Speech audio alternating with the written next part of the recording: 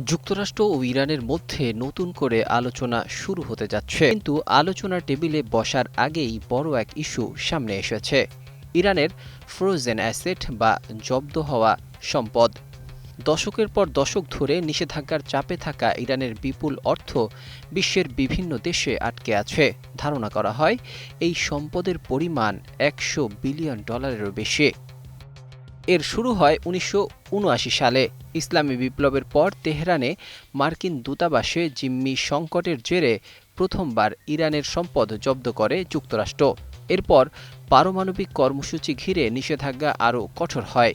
Iran বলছে তাদের কর্মসূচি শান্তিপূর্ণ, কিন্তু যুক্তরাষ্ট্র ও তার মিত্রদের অভিযোগ এটি পারমাণবিক অস্ত্র তৈরির চেষ্টা।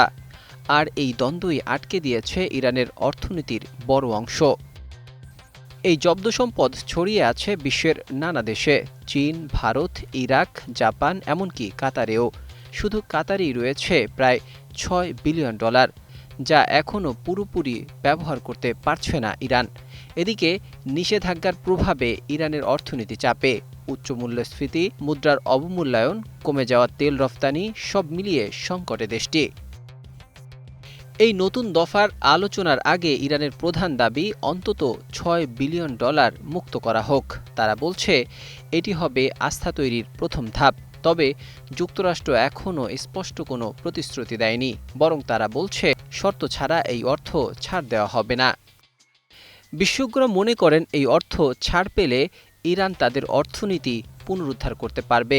অবকাঠামো উন্নয়ন, জ্বালানি খাত সংস্কার এবং মুদ্রার স্থিতিশীলতায় বড় ভূমিকা রাখতে পারবে।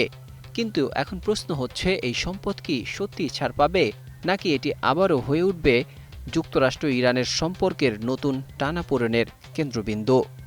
Desk report, ২১ television.